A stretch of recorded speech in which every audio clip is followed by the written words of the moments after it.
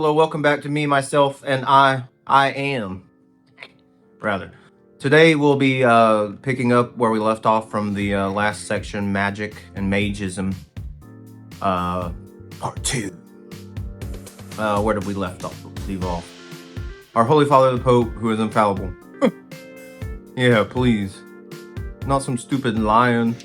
Pope Leo, we got a lion over in the east, Pope Leo, and a lion over in the west, President Trump. Well, up his rump and up the other guy's rump. Out with the lion, in with the age of man, I say. Don't forget to like and subscribe. Let's pick up where we left off. Okay. This is not said ironically. The Pope is infallible because it is necessary that he should do so, and he really is so for those who believe it, since his infallibility only extends to matters of faith, or rather, I was going to say it only depends on those who believe his bullshit. The work of science is to detach faith from the letter and attach it to the spirit. In proportion as science rises, faith is exalted. The eternal evangel is like the cloud that led the Jews in the wilderness. It has one face of shadow and one face of light. The face of the shadow is its mystery. The face of light is its reason. The shadow is spread over the letter. The light emanates from the spirit. There is the gospel of faith and the gospel of science. Moreover, science renders faith impregnable. Those who doubt do not know. Ignorant faith only preserves itself by obstinacy, and obstinacy in ignorance is only fanaticism. Whoso believes without knowing, but without fanaticism, will very soon begin to doubt, and that doubt can only have as its result either knowledge or indifference. We must learn or cease to believe. To cease to believe is easier, but for the soul to cease to believe is to cease to love, and to cease to love is to cease to live. Cool. Fanatics are sick, but they are still living. The indifferent are dead, I guess in both spirit and in real life. Blind beliefs do not improve mankind. They may restrain them through fear or allure them by hope or the lion. But fear and desire are not virtues, are they? A dog may restrain his appetite under fear of the whip, but he nonetheless remains greedy. He only adds cowardice to greed. So to believe to do any good purpose, we must know, right? It has been said that a little science detaches from God, and that a great deal of science leads us back again to him. This saying must be explained, stating a commencement of science and philosophy as it detaches man from the God of the foolish, while the acquisition of much of these brings him to the God of the wise.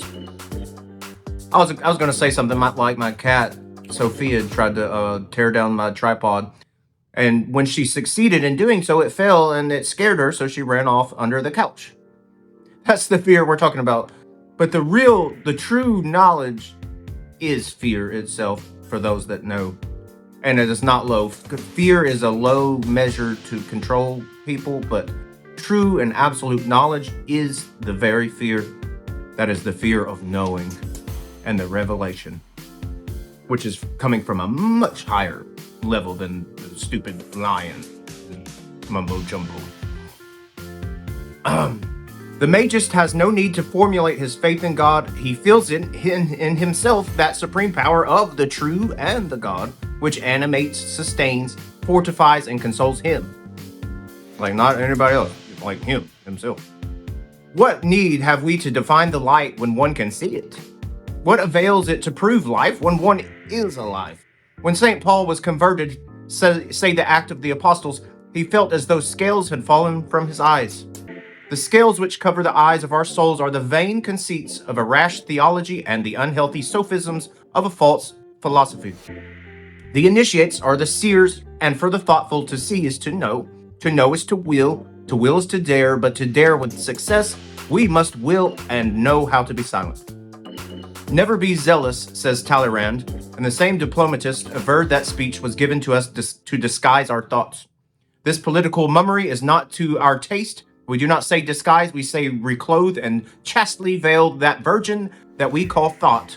For our thought is not a thought of personal interest and falsehood. The veil of the sanctuary is not like the curtain of comedy. It is rent at times, but it never rises. The initiate avoids with care all eccentricity. He thinks as do the most enlightened and speaks as to the mass. If he explores crossroads, it is only to reach more surely and quickly the grand route. He knows that true thoughts are like running water. Those of the past flow in the present and roll on towards the future without our needing to toil backwards to their source to find them. And he allows himself to be tranquilly borne out onwards by the current, but he holds ever to midstream, never bruising himself against the rocks that line its banks. Let us now sum up, laying down those unalterable principles that will serve alike as a basis and a crown to all we have written. Here goes. 1. Man has two means of attaining certainty, that is mathematics and common sense. 2. There may be truths which outrun common sense. There are none which contradict mathematics. 3. He outside pure mathematics pronounces the word impossible lacks prudence, or by ergo, which means that outside of pure mathematics there is no complete, universal, and absolute certainty. 4. Outside complete, universal, and absolute certainty, there are only beliefs or opinions. 5. Beliefs and opinions cannot be demonstrated. Men choose them as a matter of taste or accept them as a matter of policy. 6. Useful opinions ought to be encouraged, and dangerous or noxious ones should be repressed. This explains the necessary struggle between conservatives and innovators. Only conservatives become persecutors when they consider or affect to believe dangerous what is evidently useful or otherwise useful. 7. Pure mathematics exist by themselves. No will produces them. No power can limit them. They are eternal laws that no man can infringe and from which it is impossible to escape. I was ramming this home earlier about how unalterable and infallible math really is. Math does not lie. It is the ultimate truth. I was telling some of the group that the secret number of Lucifer is 741 because the 7, the 4, and the 1 all contain the 1 in and of themselves.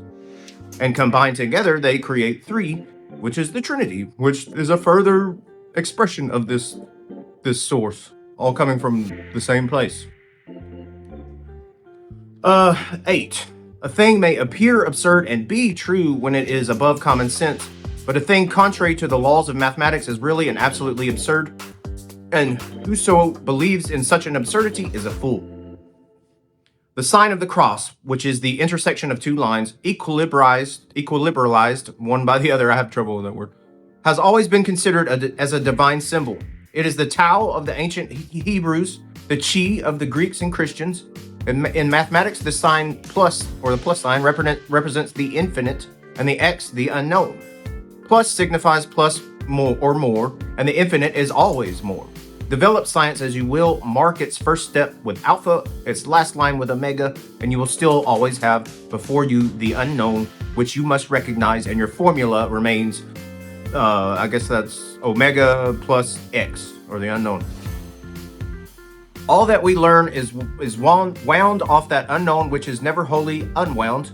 It is this which produces all things. Not knowing what it is, we personify it and call it God. God being everything you don't know.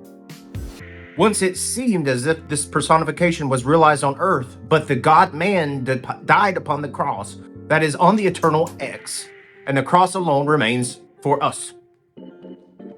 10. The hypothetical personification of the infinite can only be infinite and excludes necessarily individual unity.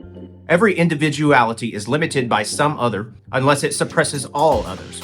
God, on the contrary, being the principle of all individualities, cannot be an individual. It is on this account that he is said to be one in several persons. 3 is a mystic number which represents the generation of all numbers. Did I not just say, like, we literally just said that? But when you realize, like, your true I am, your true God nature, you must also realize perfection, how to be perfect, and I mean, to a T. 11. God never speaks to men except through men, and does nothing in nature save through the laws of nature. 12. The supernatural is that which outsteps our natural intelligence and our knowledge of the laws of nature, which is why we call it supernatural. Supernatural. There you go. 13. God, even, ought not to be considered as supernatural by the theologians, since they reason upon the nature of God. 14. The fathers at the Council of Nice have furnished a substance to God by affirming that the Son is the same substance as the Father. Moreover, if it be impossible to admit, without confounding them, a finite substance and an infinite substance, the decision of the Council of Nice might furnish arguments to the pantheists and even to the materialists. 15. If God, as says Catholicism, has created us to know, love, and serve him, and by these means obtain eternal life, and if, as Jesus Christ, that which we do to a neighbor we do to God, it follows that God has created men to know, love, and serve each other, and by these means attain eternal life. The true worship of God, then, must be philanthropy. And every religion which does not inspire, augment, and perfect philanthropy must be a false religion. It's all about what? Like about helping others, ain't it? 16. A religion, the consequence of which is the reprobation and eternal punishment of the majority of men, or of some men, or even of one single man, i.e. the Christ, does not inspire philanthropy. This does not touch the true Catholic doctrine, which only employs reprobation as a threat, and is in reality salvation offered to all men. He who loves not remains in death, said St. John, and those cast away by philanthropy are still those who will not love. 17. I guess I'll have to practice that word. Who will not love. It's not a part of my dictionary. 17. If God were, as it is ridiculously supposed, an omnipotent personage who laid stress upon being honored by certain special ceremonies, he would have revealed those ceremonies in a manner evident and incontestably to all men, and there would be only one form of religious worship on earth. But such is not the case. And what he has given to all is the need and the duty of loving. So philanthropy is therefore the true and the only religion, really Catholic, that is to say, universal. 18. Every word of blessing and love is the word of God, and every word of malediction and hate is the cry of human wickedness, which men have personified, calling it the devil. Or some devil, whatever devil they created, right? 19. An act of philanthropy, even the most imperfect, is more religious and meritorious than all the fasts, all the genuflections, and all the prayers. 20. The attraction which draws together the sexes is not philanthropic. On the contrary, it is often the most brutal of all egoisms. But see, there's a secret there. Like, this was written quite a long time ago. We're not quite in the age of where men and women being put together would breed hate or war or any kind of barbaric act like that. Like, we're in an age where we can exalt women and make them the divine feminine and be okay. We don't have to worry about, like, causing a riot. I mean, we just about almost voted a female president into office, and that was easy. Like, I had no problem sending my vote in. So that one needs to be updated. 21. This attraction only merits the name of love when it is sanctified by sentiments of self-devotion and sacrifice. Beautiful words right there. 22. The man who kills a woman because she no longer loves him is a coward and an assassin, which, however, does not justify adultery. But all that can be said in his regard, this has been said by Jesus Christ. Yep, I guess so. 23. Laws should always be rigorous, justice indulgent. 24. The little suffer for the great, but the great also must answer for the little. The rich will pay the debt of the poor. 25. The best things, when corrupted, become worse than the bad ones. What more venerable than the priesthood, yet what more contemptible than a bad priest? But the duties of the priesthood are so sublime and so lifted above human nature that every priest who is not a saint is bad. This explains the discredit that falls upon the priesthood in periods when the religious sentiment is feeble. The gospel tells it's that Christ found a good thief, but they nowhere tell it's that he met with a good priest. I was saying, like, Christ is better being a thief than to be a bad priest trying to lead people astray. 26. The good priest is the self-sacrifice incarnate. He is philanthropy, raised to a divine ideal. The bad priest is one who sells prayers and takes the sacred vases for his cooking pots. 27. All that does good is good, and all that does ill, is bad. 28. All that gives us pleasure seems to as good, and all that inconveniences or afflicts us seems bad. but we often deceive ourselves, and these errors are the extenuating circumstances of sin. Okay, so it's all in our own deceptive perceptions of what we do. 29. It is impossible to love evil for its own sake, knowing what it is and without its having some appearance of good. That makes sense. 30. Evil has no real existence, or, to put it better, it does not exist in an absolute manner. This which ought not to be is not. That is certain and incontestable. That which we call evil exists as the shadow necessary to the manifestation of light. Metaphysical evil is error, physical evil is pain, but error is excusable when it is involuntary. To know perfectly that we are deceiving ourselves and yet to persist is no longer deceiving ourselves. It is seeking to deceive others. As for physical pain, it is the preservative and the remedy for the abuse of pleasure. It exercises the patience of the wise, admonishes the thoughtless, and chastises the wicked. It is therefore rather a good than an evil. So physical pain is like a really good thing, huh? 31. Yeah, well, it equilibrates or polarizes the all the like nasty indulgent pigs and like people that just stuff their faces and have all this crazy nasty sex.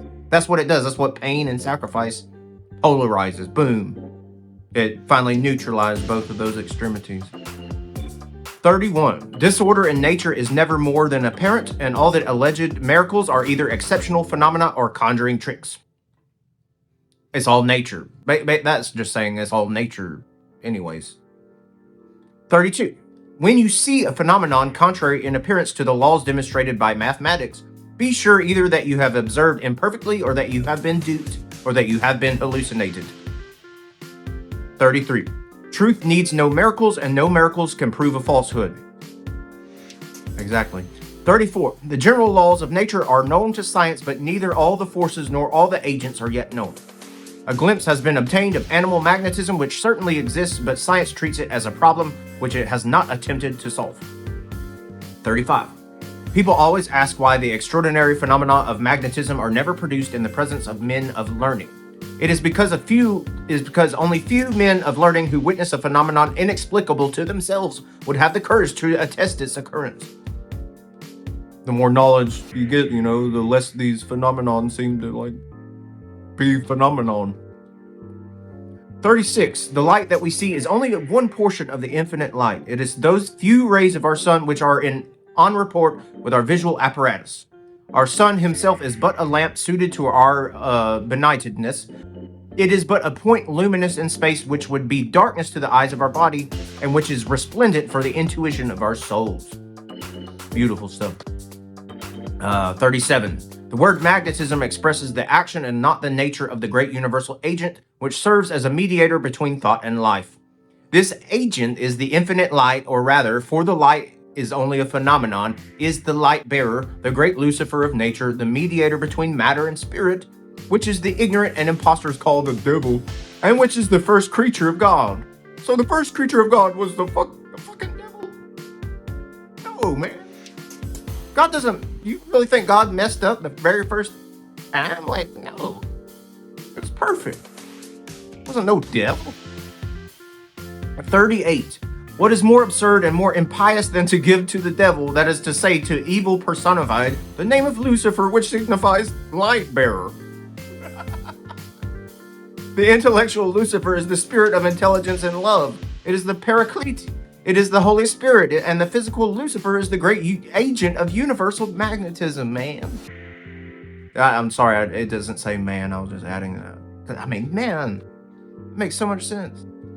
39. To personify evil and make it of it an intelligence, a rival to God, which can moreover understand and can no more love. This is a monstrous fiction. To believe that God permits this evil intelligence to deceive and destroy his feeble creatures already so weak in themselves is to make of God a personage more wicked even than the devil. And for God, in taking from the devil the possibility of repenting and loving, himself forces him to do evil. That sounds like reverse psychology. Moreover, a spirit of error and falsehood can only be a thinking folly and does not even deserve the appellation of spirit. The devil is the opposite of God. Therefore, if God defines himself as the one who is, The devil must be he who is not. 40. We must seek the spirit of the dogmas while receiving in its integrity their letter, such as the sacerdotal sphinx transmits it to us. This letter is obviously absurd in order that we may seek further and higher. It is certain that to act one must be, and that to sin one must have a conscience, and that therefore one cannot be born guilty, that one cannot make anything out of nothing, that God cannot be a man nor a man God, that God can neither suffer nor die, that a woman who gives birth to a child cannot be a virgin, etc., etc.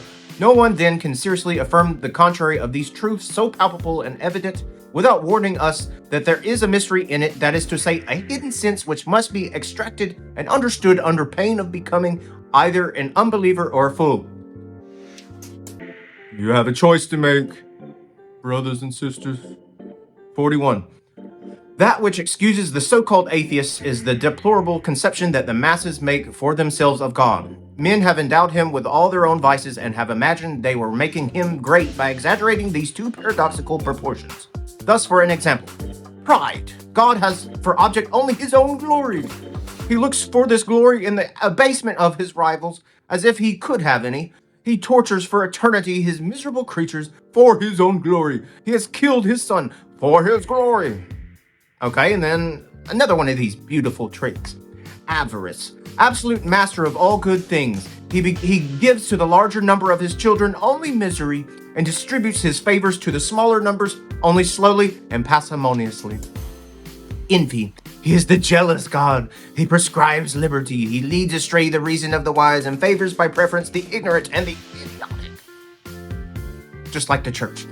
Greed. He is never satiated with the flesh of his victims. Under the old law, he required holocausts of bulls. Under the new, he sniffs the steam of human victims burning in auto defense, or I guess in fire. Luxury. He must have virgins like the Minotaur. He has this seraglios of languishing, of amorous damsels and monks tortured by obscene nightmares.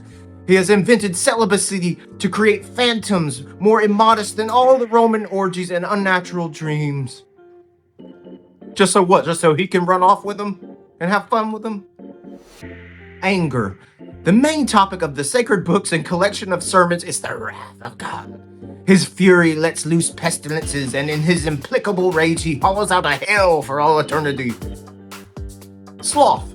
After a repose of an eternity, he works during 6 days. His work consisted in giving daily one order, and after giving these 6 orders, he felt the necessity of resting. And how is St. John wrong when, after having represented evil under the form of a monster with 7 heads, he tells us that men prostrated themselves before and adored this beast? Man. Oh my God. How much? Okay, we got time. St. John adds that anti-Christian must animate the image of this beast. Anti-Christism must animate the image of this beast and make it speak, and that the world will prostrate itself before this living simulacrum of human folly. Human folly, right? Not any other folly, human folly. Let us beware of thinking that this could ever be realized in the person of a sovereign pontiff of Catholicism. Doubtless reference is here made to Sonic anti-pope, or perhaps to the great Lama of Tibet. Anti-pope, huh? 42. I feel like we've already been there. 42. St. Vincent de Lirius says that alone pertains to the true Catholic or universal dogma which has been admitted at all times, in all places, and by every one.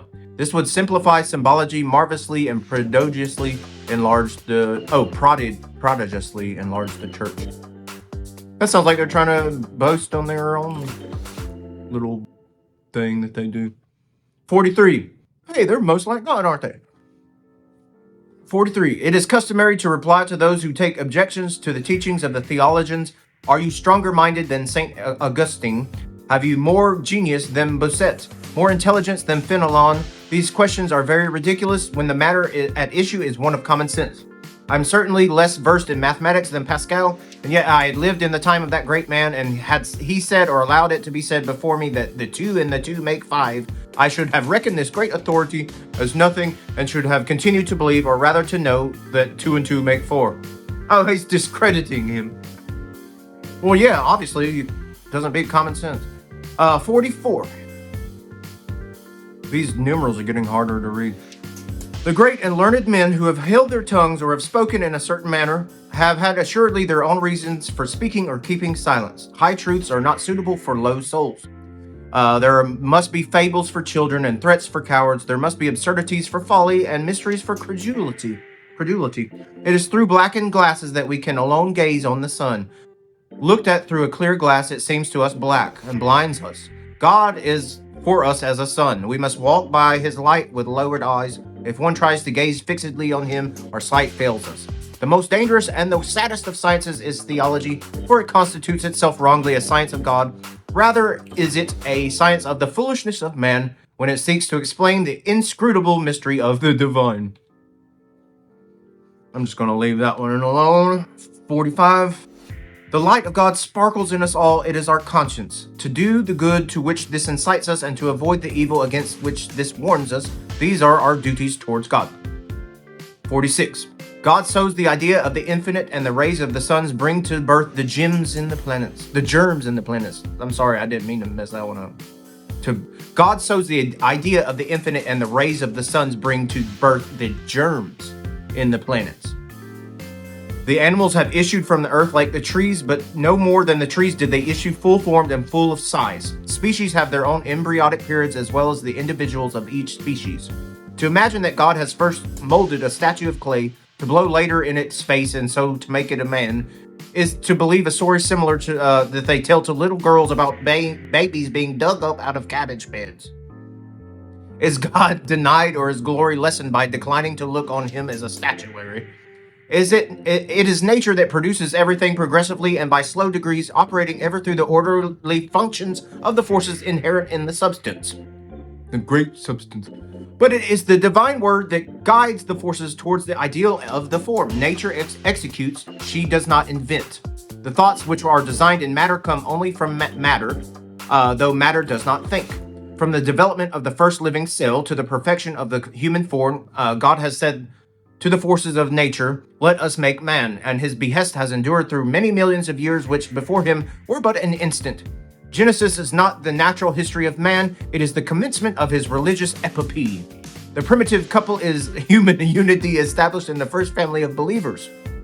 When God diffused over the face of man a breath of immortality, man had already effaced. What else was he then but one species of anthropoid animal? Certainly, man does not descend from the ape, but the ape and man perhaps descend from the same primitive animal. Accordingly, Darwin's theory does not contradict the Bible. It restores to its character of the symbolic lion, exclusively religious. The great week of the creation is a series of geological epochs, and God is said to rest when man begins to understand that the universe moves on alone by itself. So God the sloth, huh? 47. The supernatural is the eternal paradox of the infinite desire. The supernatural is the eternal paradox of the infinite desire. Okay? Man craves to assimilate himself with God, and he does so in the Catholic communion. From a rationalistic point of view and considered in a purely natural manner, this communion is a thing of colossal extravagance.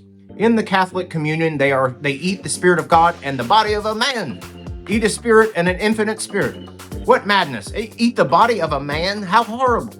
Theophagy and androphagy, what claims to immortality? And yet, what can be more beautiful, more soothing, more really divine than the Catholic communion? The religious want, innate in man, will never find more complete satisfaction, and how vividly we feel that it is true when we believe in it. Faith, to a certain extent, creates what she affirms. Hope in the superhuman never deceives, and the love of the divine is never a deception. The first communion is the coronation of the human royalty. It is the inauguration of the serious side of life. It is the apotheosis and the transfiguration of childhood. It is the most pure of all joys and the most true of all happiness. Look back within, brother. 48. There is then something above both nature and reason to explain, justify, and satisfy the highest aspirations of both. From this point of view, the supernatural is natural, and the paradoxical formula of the necessary hypotheses becomes perfectly reasonable. It is the human spirit that constructs the impossible in order to attain the infinite. 49. To boldly go where no man has gone before. 49. According to the fathers of the church, the ancient law was only an image and a shadow of the new law.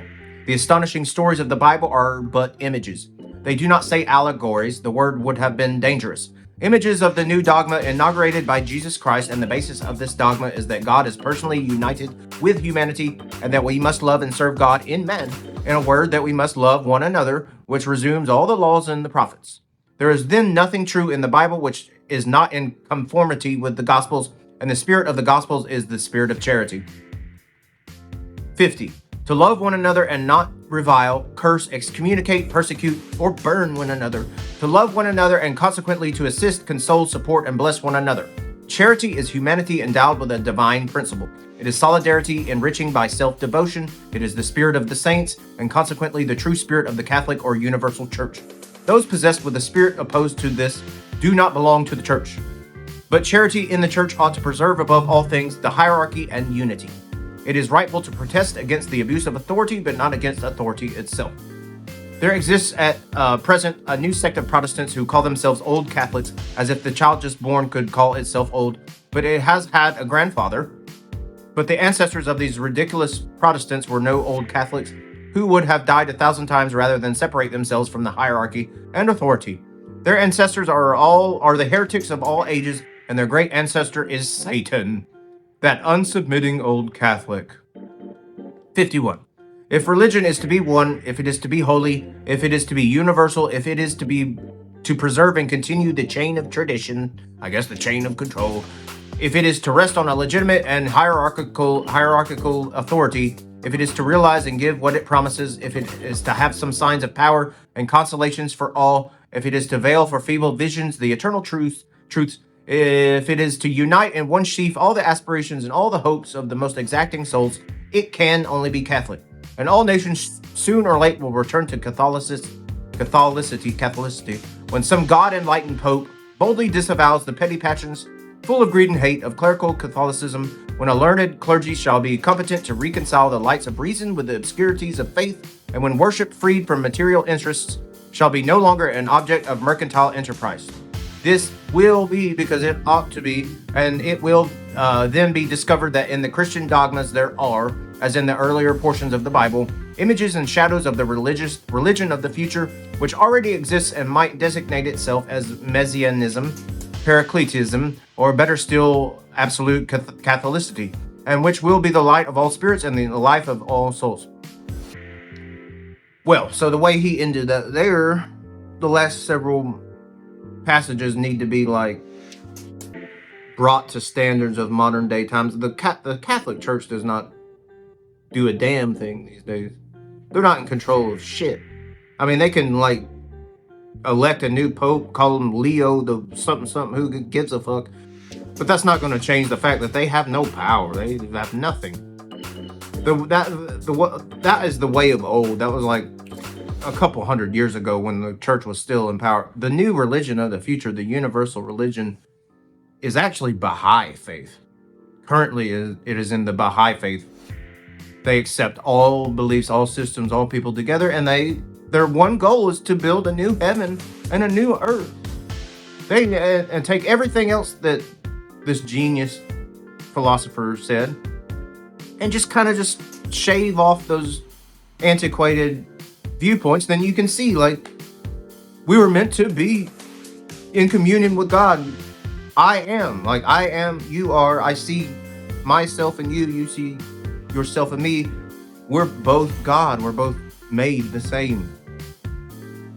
And if you truly know, if you actually have attained these affirmations as they come constantly, you will soon realize that it is all in you. It all came from you. There was no outside God or outside. It all existed within your very self. But you won't believe that. You'll feel scared to believe that because you won't have faith. Faith through affirmation and through having a direct connection to the divine realm. I've seen plenty of stuff, and it all just led back. All of these experiences led right back to me again. And I'm at the point where I have no problem saying I am. I am God. I'm the way, I'm the light, I'm the truth. Because I truly believe that. And no fear or no anything. Even if I had to stand as an adversary to some other being or whatever, I would gladly and proudly do, because I know myself to be true. And it should too. It should accept me as well to be true. So you all have a great day. See you next time.